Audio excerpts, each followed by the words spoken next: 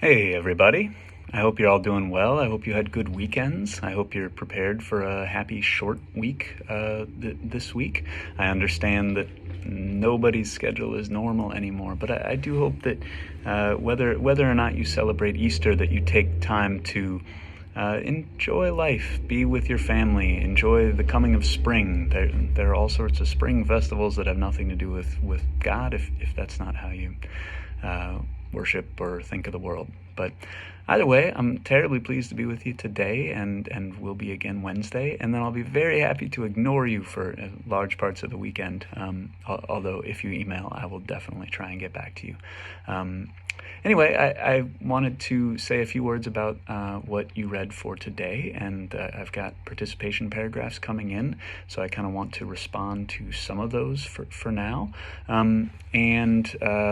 and then look ahead to what's coming up.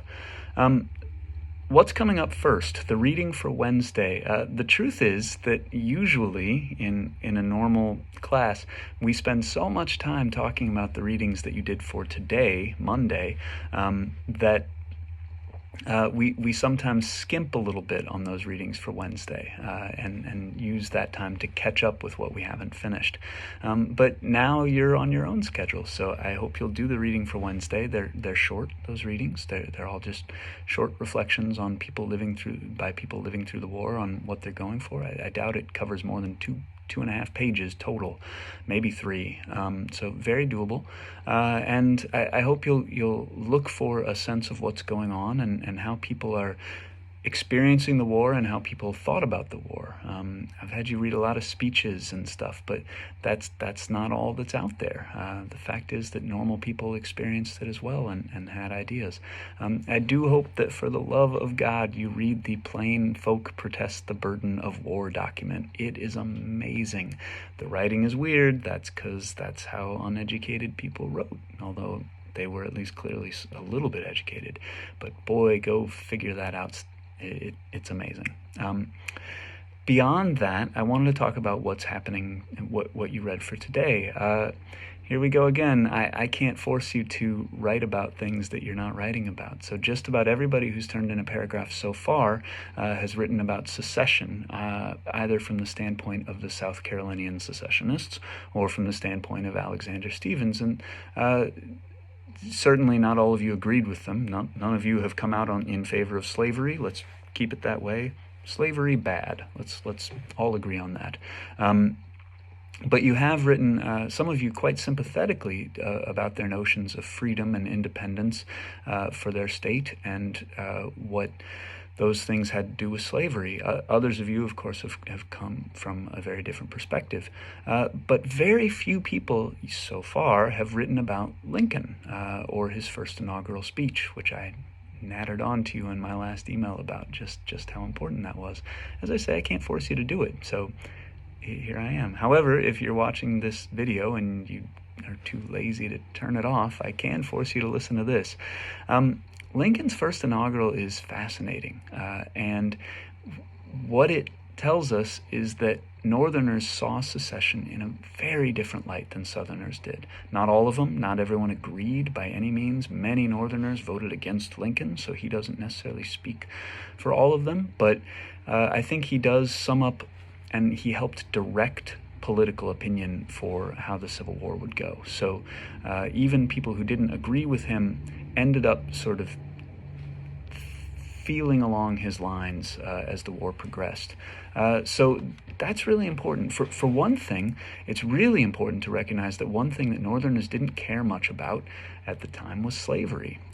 Very few Northerners were willing to go to war to free the slaves. Southerners seem, as from what you've read, willing to go to war to preserve slavery. So when historians say the Civil War was about slavery, that's what they mean, and they're not kidding. Southerners started the war by seceding, and they did it, as they make very clear in those documents, in order to protect slavery. But very few Northerners were willing, white Northerners were willing to fight for the rights of slaves, much less for black rights in general. And you can see that if you look at what Lincoln said about slavery where it was. But what you can also see is that Northerners at this time, possibly guided by Lincoln, certainly guided by him, but probably on their own as well, took the Union far more seriously than Southerners did.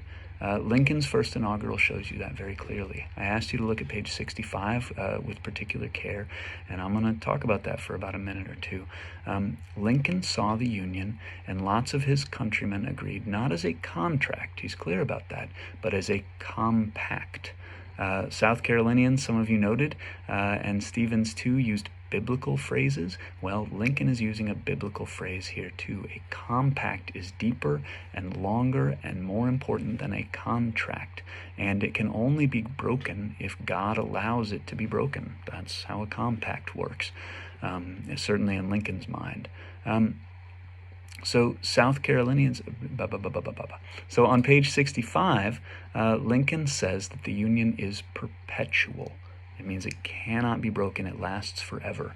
And he gives you evidence for that. For one thing, he says that the Union is older than the Constitution, and that it was born not on the paper of the Constitution or even the Declaration of Independence, but in the hearts and minds of Americans. And that is more meaningful to him than just the Constitution. But even more important than that for going forward, the Constitution, he says, is for making a more perfect Union. And as he says, you cannot make something more perfect by taking something away from it. You can't make me more perfect by cutting my head off. Okay, some of you, maybe let's not engage that theory. Perhaps some of you might think that that is true, but let's not try it. So what that means, he says, is that you can adjust the Constitution, you can fix it, but you can't actually leave. And that will turn out to be enormously important. That means that according to Lincoln, South Carolina and North Carolina and Virginia and all the other states didn't actually secede. What they did was they rebelled. And as rebellious states, rather than states who are no longer part of the Union, that means that Lincoln still claims to be president over them. Okay, that is not a power trip on Lincoln's behalf. He doesn't, from any evidence, he does not care much about his own power. What he cares about is his legal right to do stuff in the South.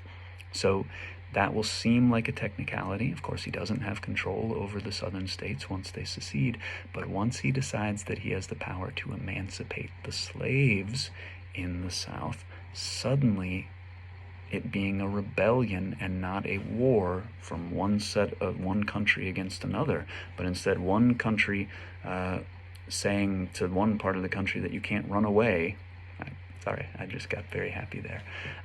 That will change everything about the war. So that's it. This is one of the longer videos. I'm sorry about that, but holy cow, is this important. So I hope that's helpful to you. All right, take care, truly. Be well. Bye.